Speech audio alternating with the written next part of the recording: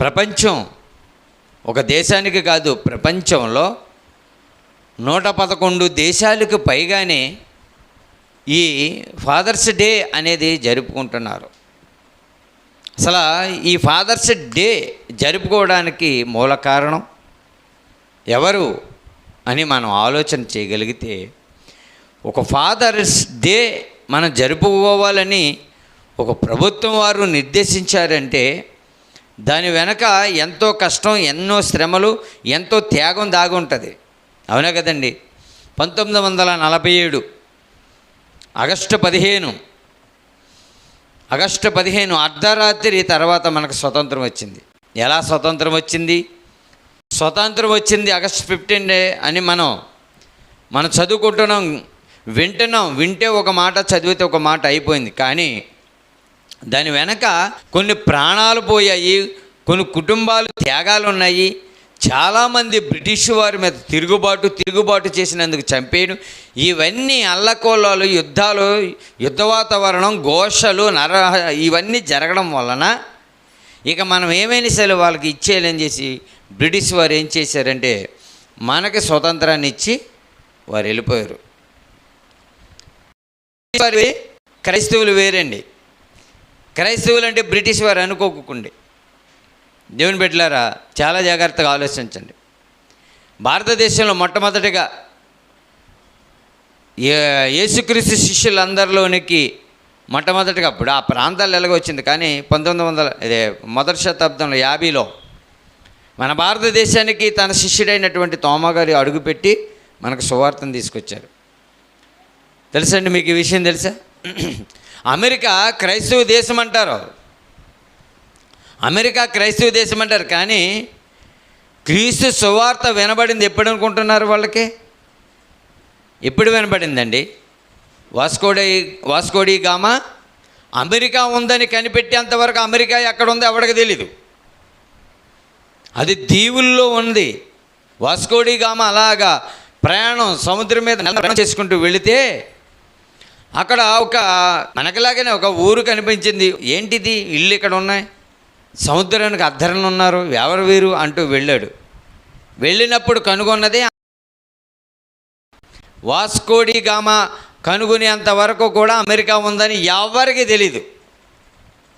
దేవుని బిడ్డలారా, చరిత్ర ఇది. అలాంటిది వాస్కోడి గామా కనిపెట్టిన తర్వాత యేసుక్రీస్తు సువార్త వెళ్ళింది. సుమారుగా 16వ శతాబ్దంలోనే ఎప్పుడో జరిగింది అనుకుంటాండి ఇది ఈ సందర్భం. అంటే యేసుక్రీస్తు ప్రభు వారు మరణించిన కొన్ని వందల సంవత్సరాల 1600 సంవత్సరాల కాలం తర్వాత అంటే ఆలోచించేయండి మీరు. కానీ మొట్టమొదటిగా భారతదేశానికి సువార్త వచ్చింది. దీనికి అమెరికాకి సువార్తకి ఎంత తేడా అంటే కొన్ని వందల తేడా ఉంది. అన్ని వందల తేడా వచ్చినటువంటి మరి కాలంలో అమెరికా ఎందుకు అంత గొప్పగా అయిపోయింది, భారతదేశం ఎందుకు అలాగా అణగారిపోతూ ఉంది? భారతదేశానికి ముందొచ్చింది. భారతదేశానికి సువార్త వచ్చిన తర్వాత అమెరికాకి ఎప్పుడో వందల సంవత్సరాల తర్వాత వచ్చింది. అన్ని సంవత్సరాల తర్వాత వచ్చినా మనకంటే కొన్ని వందల సంవత్సరాల వెనకాల సువార్త అందినా కానీ అమెరికా అంత ఉన్నతమైన స్థాయికి వెళ్ళడానికి ఏంటో కారణం తెలుసండి? అమెరికాలో ఉన్న వాళ్ళందరూ యేసుక్రీస్తు ప్రభువుని ఏకతాటిగా ఏకఘంటాపదంగా ఒప్పుకున్నారు వాళ్ళు యేసు ప్రభుని. మరి మన వాళ్ళు అలాగ ఒప్పుకోలే. యేసు ప్రభు సువార్తను ప్రకటిస్తుంటే తోమాను చంపేసింది ఈ లోకం, మన ఇండియా, మన భారతదేశం చంపేసింది. మన వాళ్ళు మళ్ళీ భారతదేశ సంస్కృతి సాంప్రదాయాలు గొప్పవి, మన స్త్రీలు చాలా మంచివారు, సతీ సహగమనం లేదు, ఏమండి జోగిని వ్యవస్థ తీసుకురాలేదు అని కళ్ళబొల్లి మాటలు చెప్తూ ఉంటారు. జోగిని వ్యవస్థ అంటే తెలుసు కదా, ఒక యవ్వనస్తురాలను తీసుకుని వెళ్ళి దేవుడికి పెళ్లి చేసినట్టుగా పెళ్లి చేసి ఊర్లో ఉన్న పెత్తందారులందరూ ఈమెనే వాడుకుంటారు, ఈమెతో సైనించటం, అది జోగిని వ్యవస్థ అంటే అది. మరి సతీ సహగమనం అంటే ఏంటి? భర్త చనిపోతే భర్తతో పాటు కట్టెలపై పడుకోబెట్టేసేసి ఆ సచ్చిన శవం పక్కన బ్రతుకున్న ఈమెను కూడా పెట్టేసి కాల్చేసి అంటించేయాలి. ఇది మన భారతదేశంలో ఉన్నటువంటి సంస్కృతి సాంప్రదాయాలు. ఏమండి, మనం భారతదేశం అంటే పట్టుబొమ్మలో స్త్రీలకు ప్రాధాన్యత ఇవ్వడం. ఏమండి, భారతదేశం అంటే స్త్రీలకు ప్రాధాన్యత ఎక్కువ ఇస్తారు. మరి అలాంటి ప్రాధాన్యత ఎక్కువ ఇచ్చినటువంటి భారతదేశంలోనే మటర్లో మానభంగాలు ఎందుకు జరుగుతున్నాయండి? దేవుని పిల్లలారు ఆలోచిస్తున్నారా? మటరు మానభంగం అనేది ఏదో ఒక మతానికి ఒక వర్గానికి సంబంధించింది కాదు. ప్రతి సంస్థలోనూ ప్రతి రిలేషన్స్లోనూ జరుగుతున్నాయి ఇవన్నీ కూడా. మాలోళ్ళు చీపండి, మాదిగోళ్ళు చీపండి, మేము కమ్మవరం రెడ్లు కాపులు మేము గొప్ప అండి, మాలో ఏ పాపం లేదండి, ఏ దోషం ఎవరిని చంపమండి, ఎవరిని మేము అసూయగా చూడమండి అని చెప్పకండి. ఎందుకంటే బైబిల్ చెప్పింది అక్షర సత్యం ఏంటనంటే అందరూ పాపం చేశారంట, అందరూ పాపం చేశారని బైబిల్ చెప్తుంది. కనుక దేవుని పిల్లలారా, మనము విచక్షణ జ్ఞానంతో ఆలోచన చేయగలిగితే బైబిల్ చాలా గొప్పదండి, చిన్నది కాదండి. మనం అనుకునేంత చిన్నది కదండి బైబిల్ అంటే దేవుడు మన కొరకు రాసిచ్చినటువంటి దైవ గ్రంథం ఇది. ఈ గ్రంథము దేవుడు మనకు రాసిచ్చినటువంటి దైవ గ్రంథం. దేవుని బిడ్డలారా, మన పిల్లలు ఎలా ఉండాలని కోరుకుంటాం? ఏమండి, ఎలా ఉండాలని కోరుకుంటాం? ఏమండి, మంచిగా ఉండాలని కోరుకుంటామండి, అంతేనండి దేవుని బిడ్డలారా. అలాగే ఎవరు మంచి తండ్రి, అసలు తండ్రి అని అయినా ఎలా ఉండాలి, తండ్రికి ఉండవలసిన గుణలక్షణాలు, క్వాలిటీస్ ఏంటి, క్యారెక్టర్ ఏంటి, లక్షణాలు ఏంటి, ఆయన ప్రేమ ఏంటి, ఆయన త్యాగం ఏంటో ఇవాళ ఈ ఫాదర్స్ డే సందర్భంగా మనం చాలా విషయాలు తెలుసుకుందామండి దేవుని బిడ్డలారా. మరి అమెరికాలో United state of America, USA అంటారు. అదే వాషింగ్టన్ DC అనే ఒక రాష్ట్రం ఉంది. వాషింగ్టన్ DC అనే ఒక రాష్ట్రం ఉంది. ఆ రాష్ట్రంలోనే దేవుని బిడ్డలారా, మరి సోనోరా స్మార్ట్ డాడ్ అనే కుటుంబంలో ఒక జరిగినటువంటి యథార్థ సంఘటన.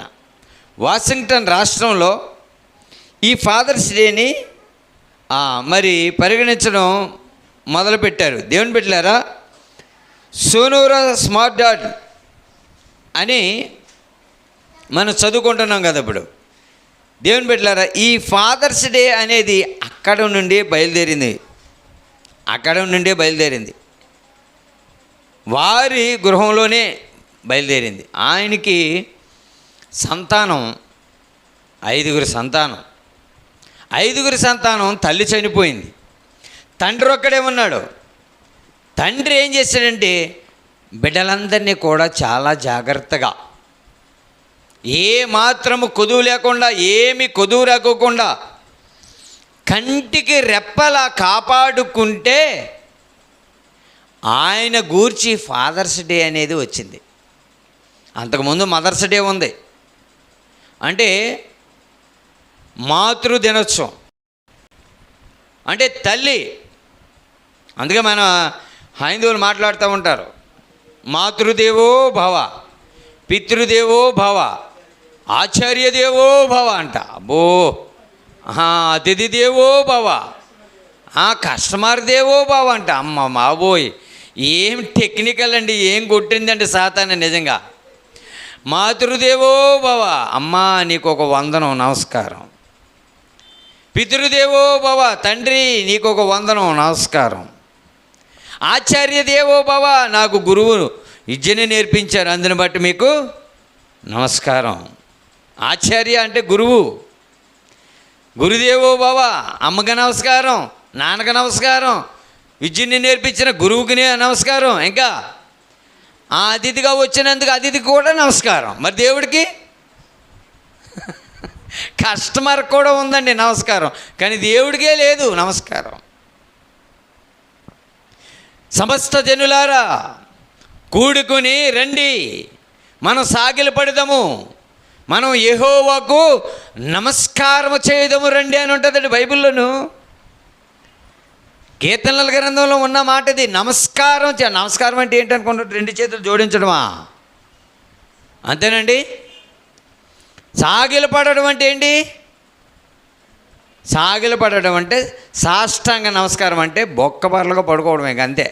ఇలాగా మోకం కిందకి పెట్టాలి, ఇలా ప్లెయిన్గా పడుకోవాలి, అంతే. దాన్ని సాగిలపడడం, దానిని సాష్టాంగ నమస్కారం అని అంటారు. దేవుని బిడ్డలారా, ఎప్పుడు ఇవి జరుగుతాయి అంటే గొప్ప గొప్ప కార్యాలు చేసినప్పుడు జరుగుతూ ఉంటాయండి.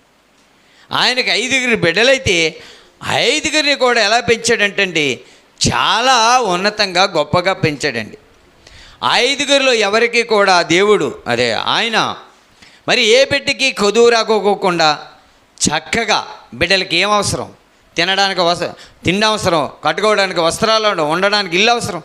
బిడ్డలకి ఏ లోటు రాకోకుండా 5 బిడ్డలని కూడా చక్కగా పెంచుకుంటే, ఆయన పెంచిన విధానాన్ని చూసి తండ్రి అంటే ఇది ఎలాగుండాలి అని చెప్పేసి ఆ రోజున మరి ఈయన కోసం ఒక ప్రత్యేక దినాన్ని కేటాయించాలని ఫాదర్స్ డే అని పెట్టారండి.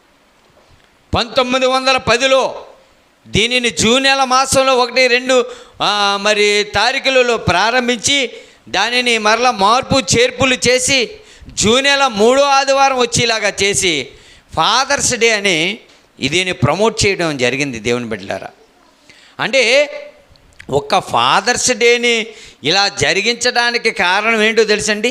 ఒక తండ్రికి ఉండవలసినటువంటి గుణలక్షణాలు, ప్రేమ, త్యాగం అన్నీ కూడా సమృద్ధిగా 100కి 100% ఉన్నాయి కాబట్టి ఈయన గురించి ఫాదర్స్ డే అనేది ప్రవేశపెట్టడం జరిగింది.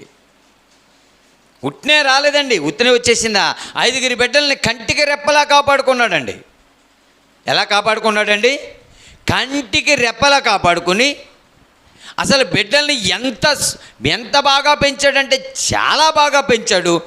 ఎక్కడ కూడా బిడ్డలకి ఏ లోటు రాకోకుండా, ఎక్కడ కూడా బిడ్డలు ఏ చెడు అలవాట్లకు వెళ్ళకోకుండా, ఏ చెడు సహవాసం చేయకోకుండా, ఒక తప్పు చేయకోకుండా బిడ్డల్ని అంత ఖచ్చితంగా పెంచగలిగాడు. కాబట్టే ఆయన గురించి ఈరోజు ఫాదర్స్ డేని ప్రపంచవ్యాప్తంగా జరుపుకుంటున్నారంటే ఆలోచించండి, ఎంత గొప్ప విషయం అండి. ఈ రోజున కూడా ఉన్నారా? ఈరోజు తండ్రులు ఉన్నారు, ఈ కాలంలో కూడా తండ్రులు ఉన్నారు. కనేసి గాలికి వదిలేసి పోతున్నారు.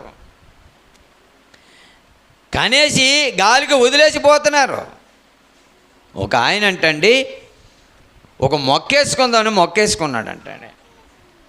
ఆ మొక్కేసినప్పుడు ఆ మొక్క బాగానే పెరుగుతుంది. బాగా మంచిగా ఉన్నప్పుడు, మంచిగా పెరుగుతున్నప్పుడు చక్కగా నీరు పోసి, చక్కగా ఎరువేసి, ఇవన్నీ చేసి కొంతకాలం చేసిన తర్వాత ఆ మొక్కని వదిలేసి వెళ్ళిపోయాడండి యజమానుడు. మరి ఆ మొక్క ఏమైపోద్ది?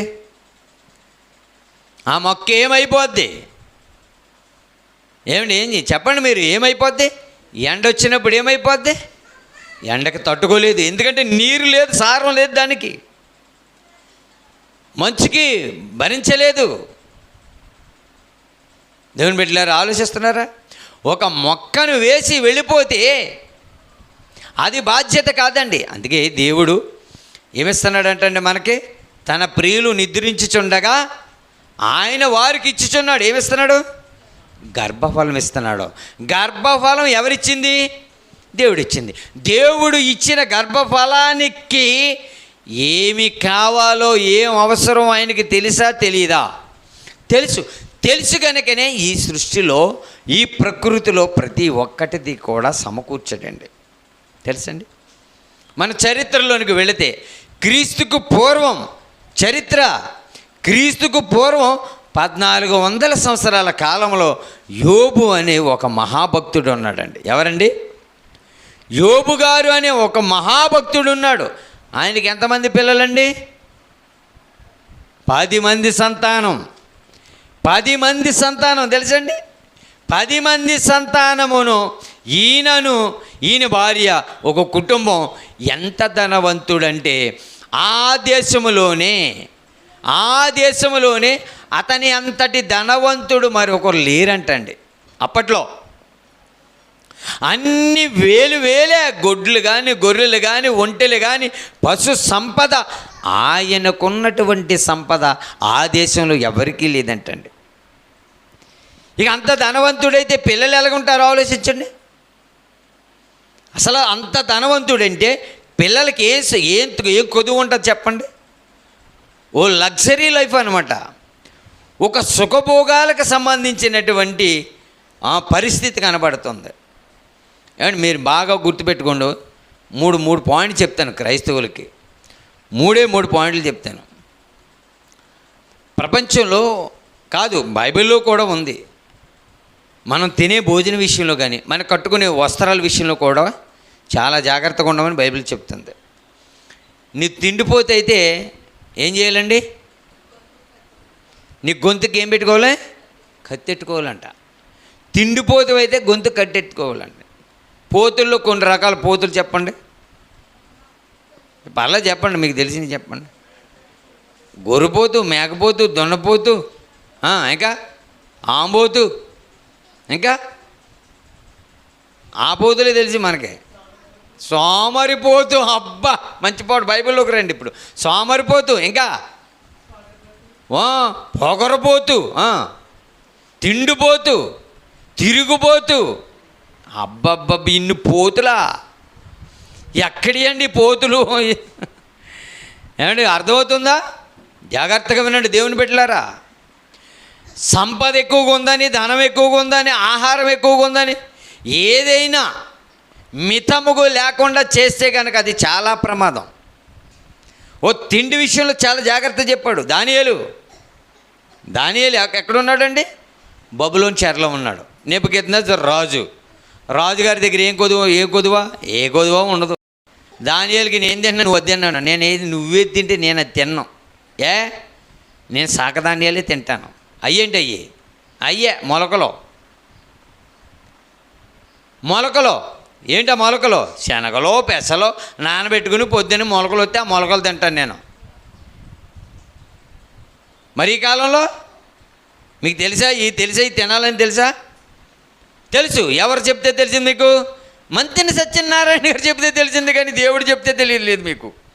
ఆయన చెప్తూ ఉంటాడు, పొద్దున్నే మీరు పరగడుపున లేచి శ్రేయాభిలాషులకు, ఆరోగ్యాభిలాషులందరికీ నమస్కారం అని చెప్పి చక్కగా మీరు ఇది తినండి, ఇది మానండి, ఇది ఇంత తినండి, ఇది ఇంత తినకండి, ఇన్ని వాటర్ నీళ్ళు తాగండి, ఎప్పుడు తాగాలి, ఎప్పుడు తాగకూడదు, ఎప్పుడు తినాలి, ఎప్పుడు తినకూడదు.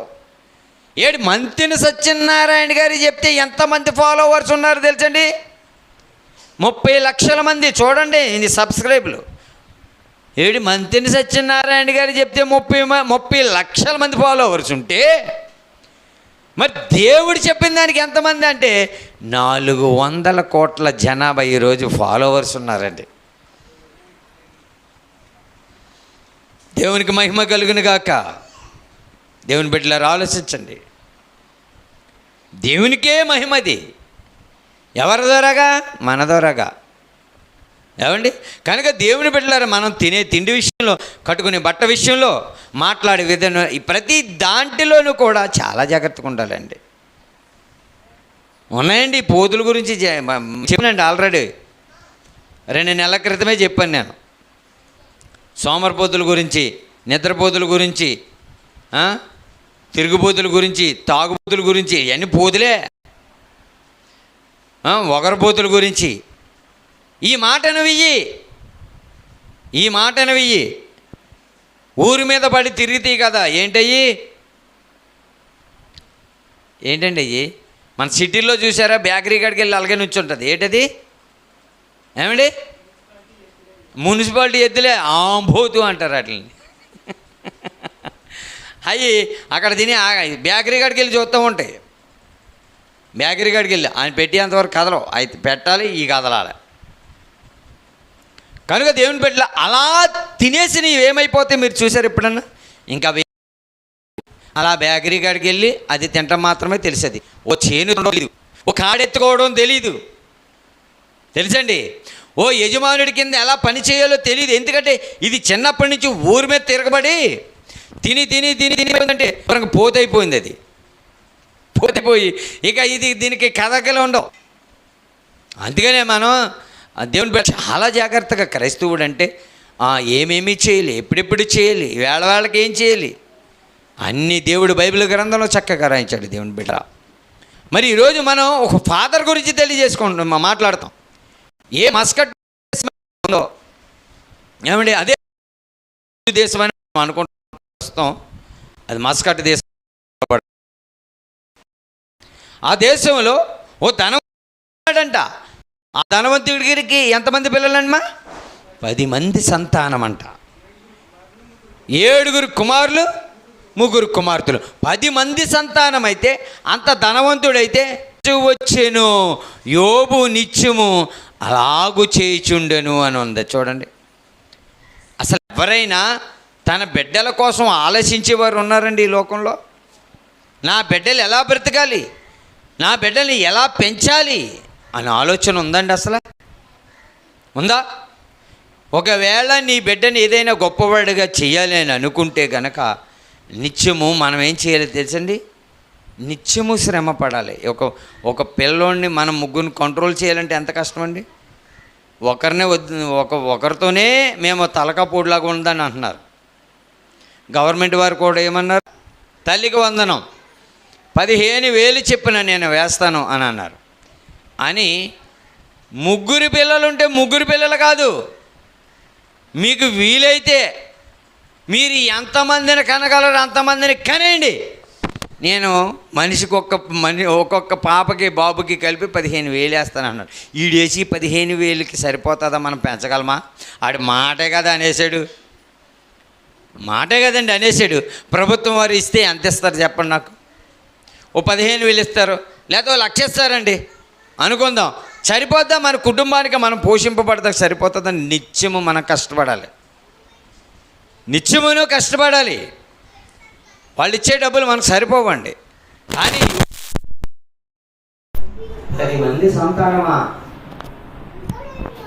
10 మంది సంతానం అంటే ఆలోచించి ఆ కాలంలో అలాగే కనివ్వరండి. ఆపరేషన్లు ఏమి నియంత్రణ ఏమీ లేదు, కుటుంబ నియంత్రణ ఆపరేషన్ ఏమీ లేదు. కన్నవాళ్ళకి కన్నంత అదే ఆస్తి, అదే సంపద అనుకునేవారు.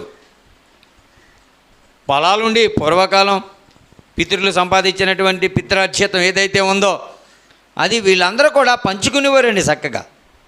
యోబు గారికి ఎంత ఉందో, యోబు గారు ఆ దేశంలోనే మరి గొప్ప ధనవంతుడంటే ఆయనకి కలిగినంత ఆస్తి అంతా ఎవరు పంచుకోవాలి? 10 మందే పంచుకోవాలి. అంతేనండి. 7 కుమారులను 3 కుమార్తెలు 10 మంది పంచుకోవాలి. కానీ ఏమండి, వారు చనిపోయారండి, అది వేరే విషయం. చనిపోయారు, అది వేరే విషయం. కానీ యోబు గారు ఇక్కడ ఏం మాట్లాడుతున్నారు చూడండి. అరుణోదయం అంటే ఏంటి? అరుణోదయం అంటే ఏంటి? వేకువజాము ఉదయం అలాగా తూర్పు రేఖలు అంటారు తెలుసా మీకు? తూర్పు రేఖలో తెల్లవారి వారగా ఉంటుంది. ఆ టైంలో లేచిపోయేవాడంటండి యోబు గారు. లేచిపోయి ఏం చేసేవాడంటండి? వారు ఒకవేళ పాపము చేయండి, అదేనండి, తన కుమారుల పాపము చేసి తమ హృదయములలో దేవుని దూషింతురేమో అని వారిని పిలువనంపించి వారిని పవిత్రపరిచి అరుణోదయమున లేచి వారిలో ఒక్కొక్కని నిమిత్తము దహన బలి అర్పించేవాడంటండి. ఎంత కేర్ఫుల్లో చూడండి, ఎంత జాగ్రత్త తీసుకుంటున్నాడో బిడ్డల పట్ల ఆలోచించండి. అంటే వారు తమ హృదయంలో పాపము చేసి ఉంటారేమో. పాపం చేసి ఉంటారా? ఉంటారు. యవన బిడ్డలు కదా, ఆలోచన అయినా ఆలోచించవచ్చు, క్రియ అయినా చేసే ఉండొచ్చు. తెలియదు మనకి. తండ్రిగా తెలుస్తుందా? ఆయనకి తెలుస్తుందా? తెలీదు. వారు తమ హృదయంలో ఏమనుకుంటున్నారు వారికి తెలీదు. కనుక యోబు గారు ఏమంటున్నారంటే, యోబు గారు ఇన్ని కార్యక్రమాలు చేయడానికి కారణం ఏంటో తెలుసండి? పిల్లలందరినీ వేకువని లేపి వారందరినీ పవిత్రపరచడం అంటే ఏంటండి? పవిత్రపరచడం అంటే ఏంటి? పిల్లలందరినీ లైన్గా నుంచోబెట్టి సంతూరు సబ్బు తెచ్చి, ఏమా అంతేనా, లిర్లు సబ్బు తెచ్చి, అంతేనా, సింతాల్ కూల్ వచ్చింది తెలుసు మీకు? కూల్ కూల్ అది రాసుకుంటే ఎలాగుంటుంది అంటండి, ఐస్లా ఉన్నట్టు ఉంటుందంట. ఏమండి, అలాంటి సబ్బులు తీసుకొచ్చి స్నానం చేయించాడు. పవిత్రపరచడం అంటే ఏంటి? పవిత్రపరచడం అంటే ఏంటి?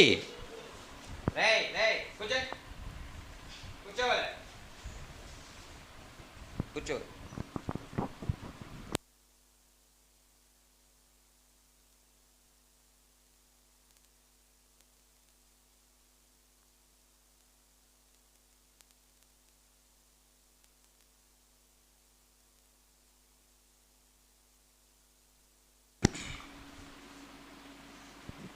పవిత్రపరచడం అంటే ఏంటి?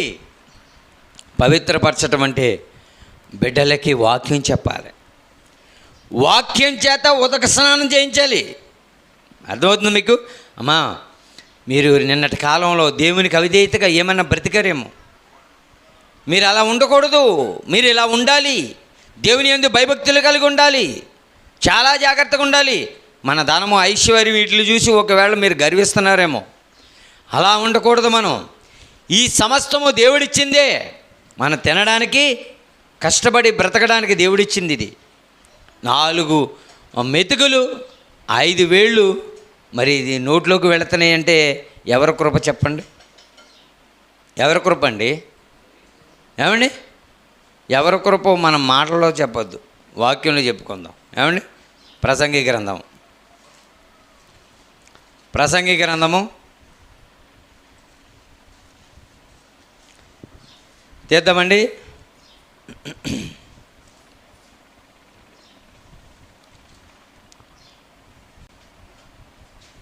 ప్రసంగి గ్రంథము, జ్ఞాని అయినటువంటి సొలొమోను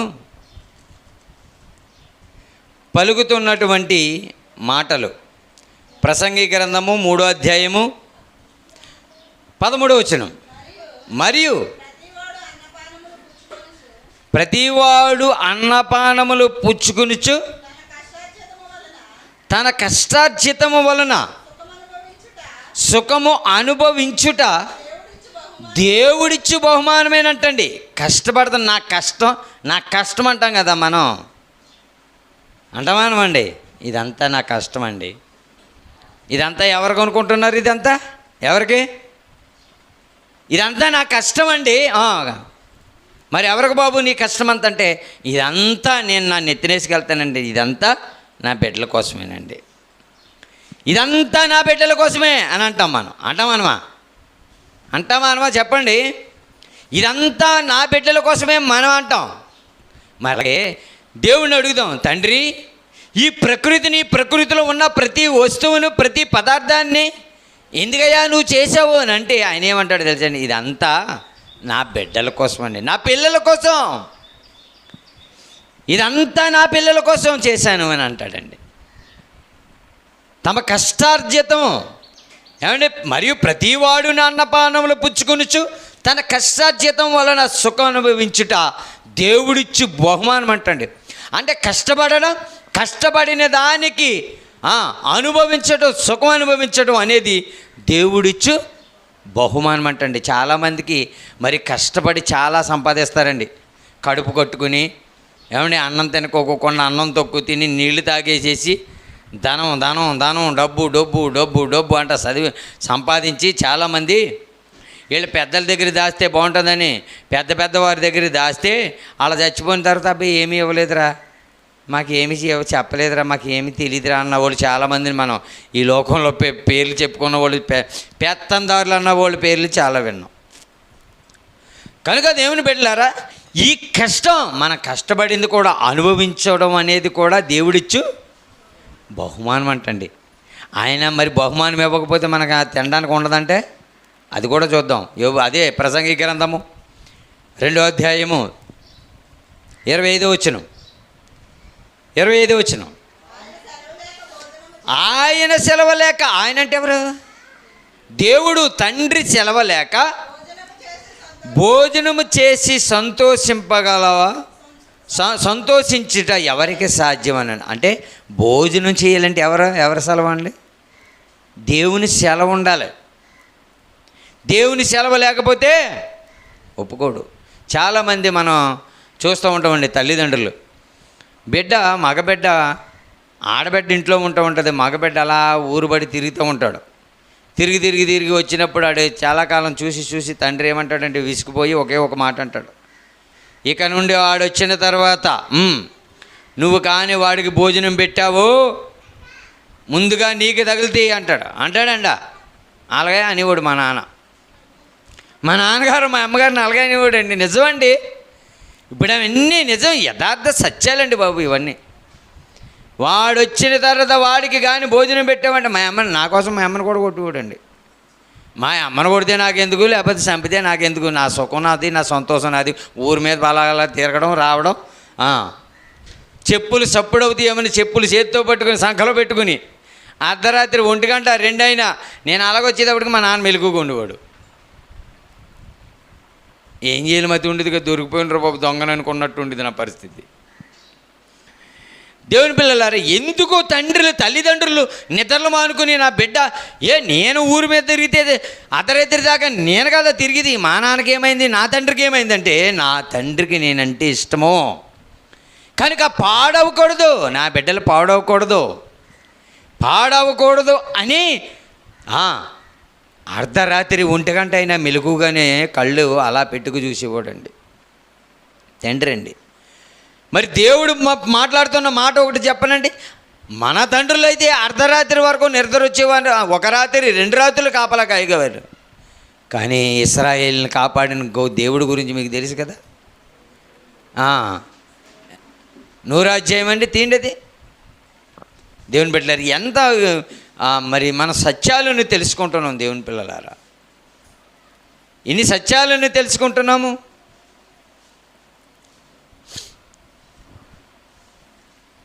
దేవుడు బైబిల్లో ఎన్ని విషయాలు రాయించాడండి మన కొరకు ఎన్నో విషయాలను రాయించాడండి దేవుని పిల్లలారా. మనకు అర్థం కాదు, మనం ఎంతసేపు ఏం చేస్తూ ఉంటాం, ఎప్పుడు మన ఇష్టమే.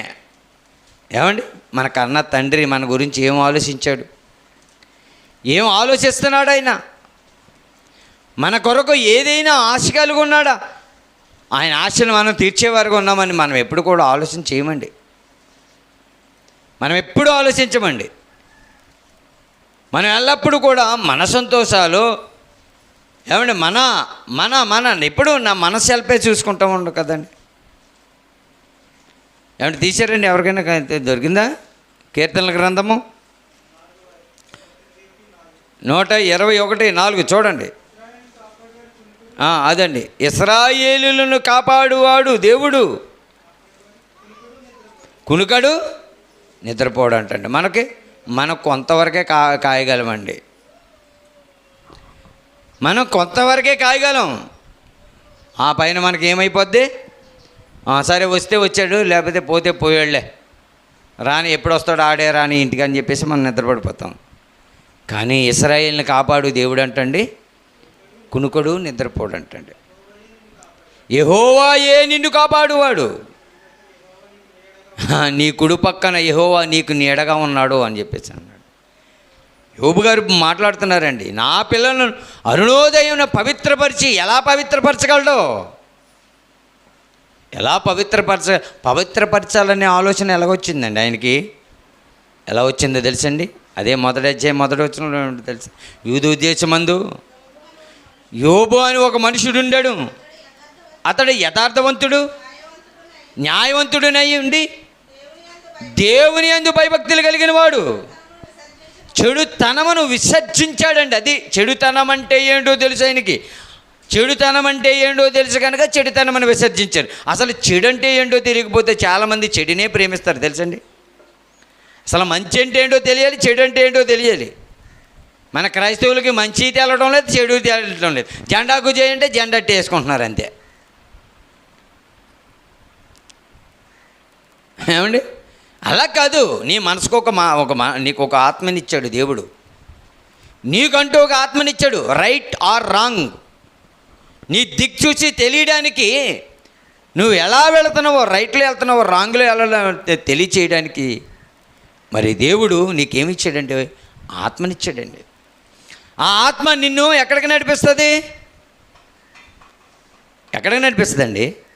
సత్యము నుండి సర్వసత్యంలోనికి నడిపిస్తుంది. సత్యము అనగా వాక్యమే సత్యం అండి. మరి వాక్యం అనగా యేసుప్రభు వారండి. అంటే యేసుప్రభులోకి నడిపిస్తుందంట. ఎవరో? ఆత్మ అండి, పరిశుద్ధాత్మ.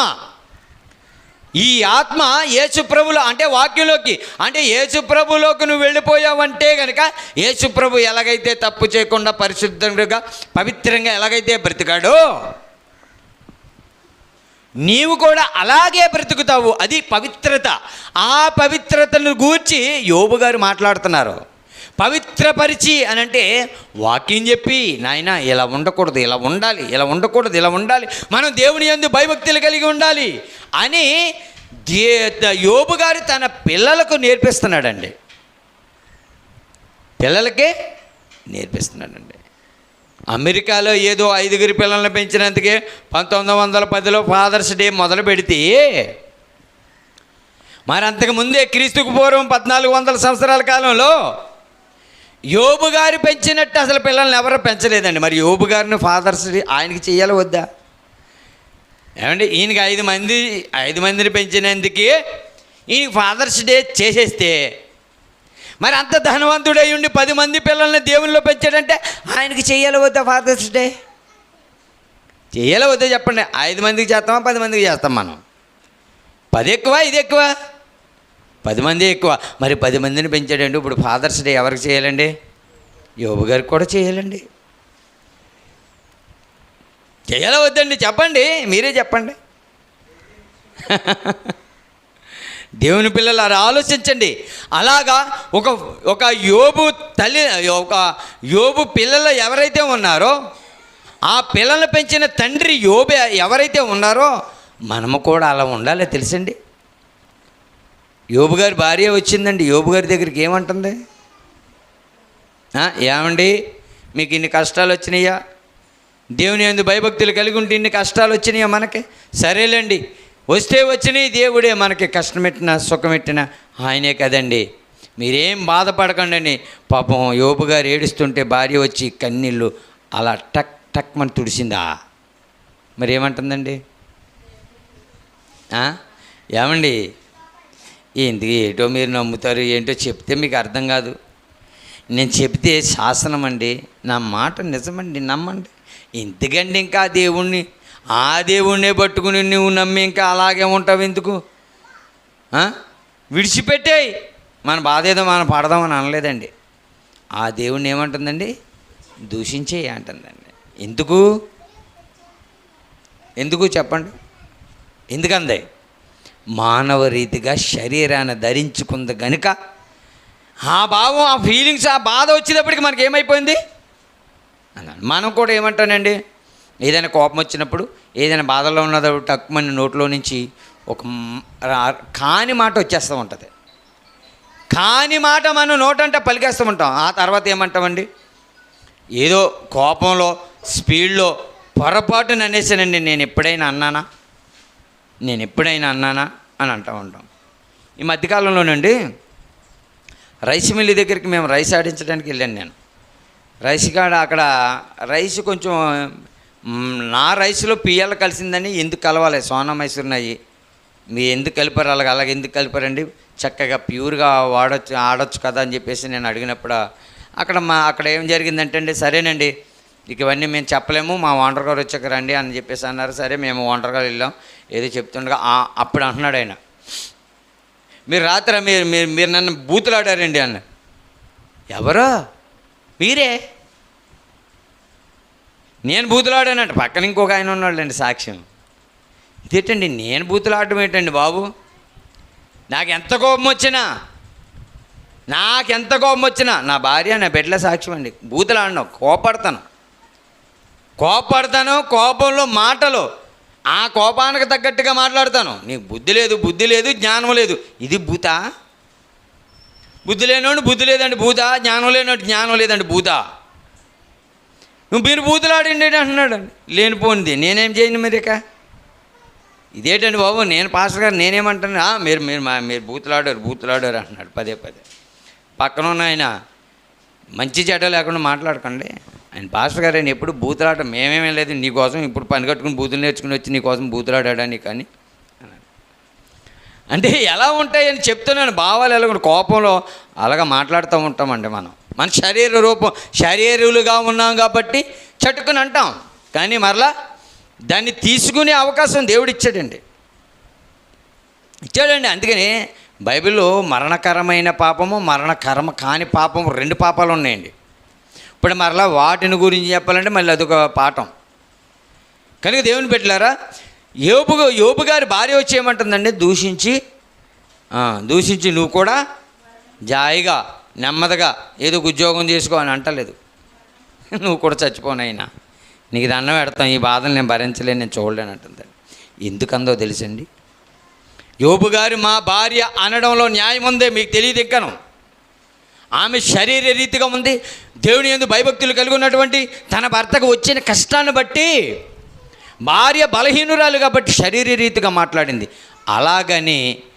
అలాగే ఒకవేళ యోబు గారి భార్య యోబుని దూషించమని అని అందనుకోండి, ఒకవేళ దూషించి నువ్వు చచ్చిపో అని అనుకుందామండి.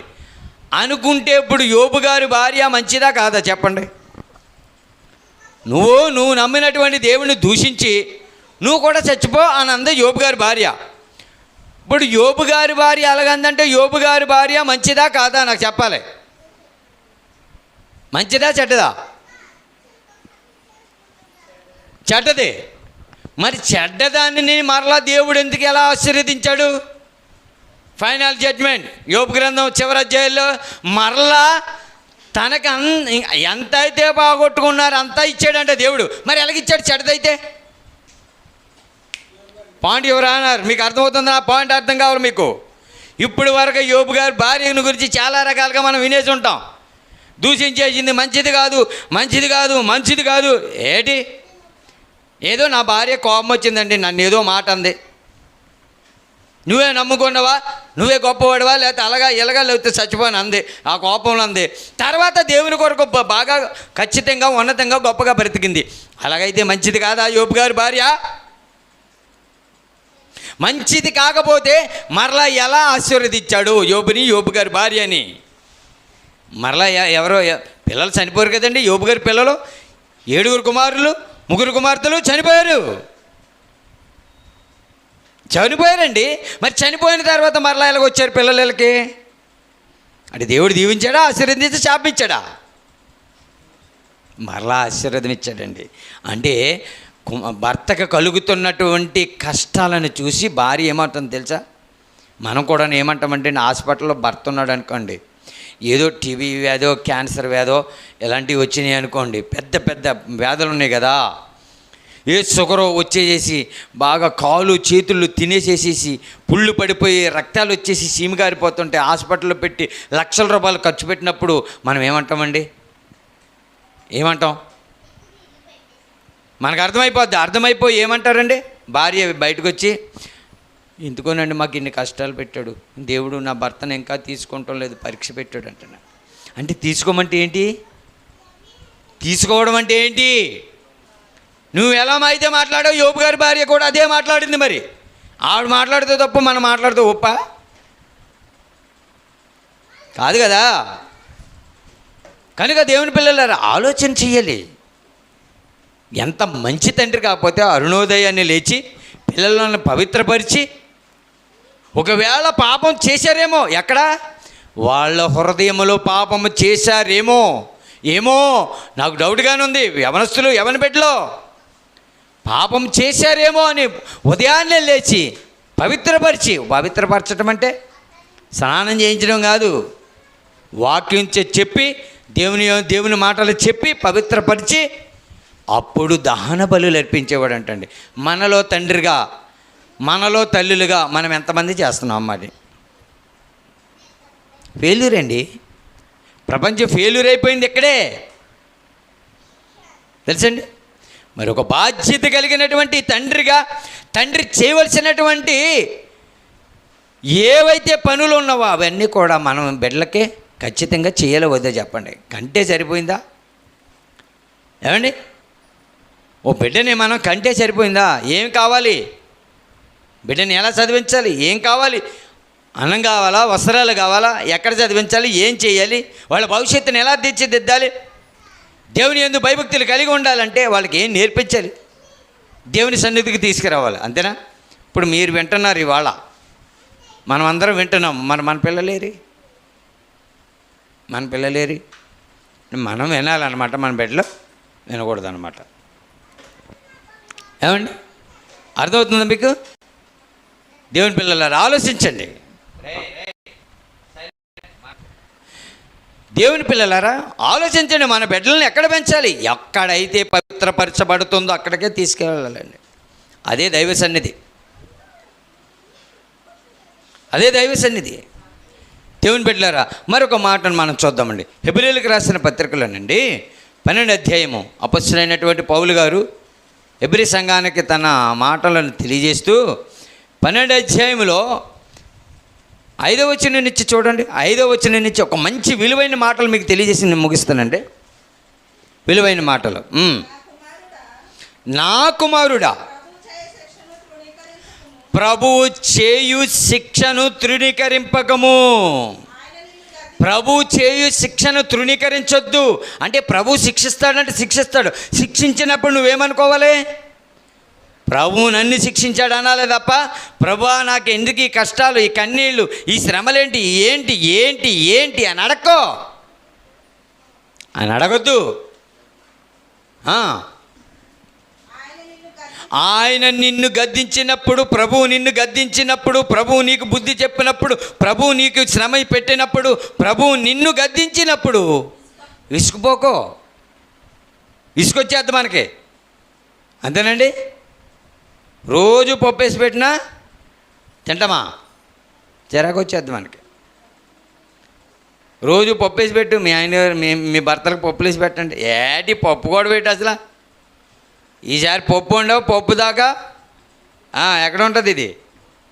మామూలుగా ఉండదు. ఇక దేవుని పెట్టలేరా విసుకక అంటే మనకొచ్చే కష్టాలు అన్నింటినీ కాదు, దేవుడు ఏది పెట్టినా ఆయన మేలే చేస్తారని.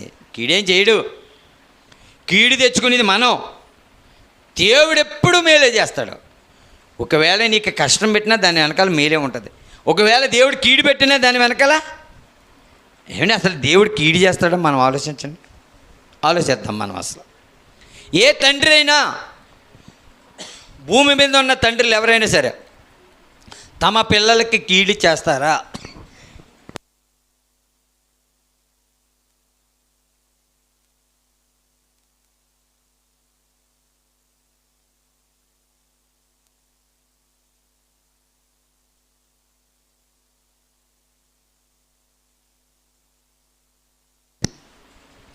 భూమి మీద ఉన్నటువంటి ఏ తండ్రి అయినా తన కుమారుడికి కీడు చేస్తారండి? ఏ తల్లి అయినా తన కుమార్తెకి కీడు చేస్తుందండి? ఇంకా బిడ్డలు కీడు చేసినా కానీ తల్లిదండ్రులుగా దాచుకుని బిడ్డలను బయట పెట్టుకోకుండా బుద్ధి చెబుతూ ఇలా ఉండాలి, అలా ఉండాలని చెప్పేసి చెప్పుకుంటాం. అవునా కాదండి? అవును. మరి దేవుడు నిన్ను శిక్షించినప్పుడు, నిన్ను గద్దించినప్పుడు నువ్వేం చేయాలి? ఇసుకుపోకో. అంతేనండి. విసుకక అని ఉందా? అంతేనా? విసుకక అందా? చూడండి, అది ప్రభువు తాను ప్రేమించిన వానిని శిక్షించి తాను స్వీకరించు ప్రతి కుమారుని దండించును అని కుమారులతో సంభాషించినట్లు మీతో సంభాషించు ఆయన హెచ్చరికని మరిచితిరి. శిక్ష యొక్క ఫలము పొందుటకై మీరు సహించుచున్నారు. దేవుడు కుమారులుగా మిమ్మును చూచుచున్నాడు. తండ్రి శిక్షింపని కుమారుడు ఎవడు? కుమారులైన వారందరూ శిక్షలో పాలు పొందుచున్నారు. మీరు పొందని ఎడల దుర్బీజులే కానీ కుమారులు కారు అని ఉంది. అయ్యి బాబు, ఎంత భయంకరమైన మాటో తెలుసండి. మన పిల్లలు మన మాట వినకపోతే మనం ఏమంటామండి? మన మాట వినకపోతే ఏమంటాం? నా కడుపున నువ్వు చెడపుట్టవురా, నువ్వు బ్రతికిన ఒకటే చచ్చిన ఒకటే, పో ఈ కానిచ్చి నువ్వు నాకు పుట్టలేదే నువ్వు పో అంటాడు. అంటాడు. మన భాషలోనే దేవుడు రాయిస్తున్నాడు. కుమారులైన వారందరూ శిక్షలో పాలు పొందుచున్నారు, మీరు పొందని ఎడల దుర్బీజులే కుమారులు కారు అని అన్నారు. దుర్బీజులు ఎవరు? ఇంతకు కుమారులు ఎవరు? దుర్బీజులు అంటే ఏంటండి ఇంగ్లీష్లో?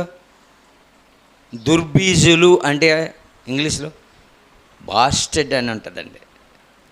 అది దుర్బీజం, బీజము కానిది దుర్బీజం. అంటే నేను వివాహం చేసుకుంటే నాకు కనుక్కోకుండా ఎవరికో కంటే అది దుర్బీజం. అంటే నా నుంచి వచ్చింది బీజం, నా నుంచి రాకోకుండా ఇంకా పక్కవారు వస్తే కనుక దుర్బీజం. అది దాని అర్థం. ఇంతకీ దీని గురించి ఎందుకు చెప్తున్నాడు దేవుడు? ఎందుకు చెప్తున్నాడండి? ఎందుకు చెప్తున్నాడు? దుర్బీజులు కుమారులు కారు మరియు శరీర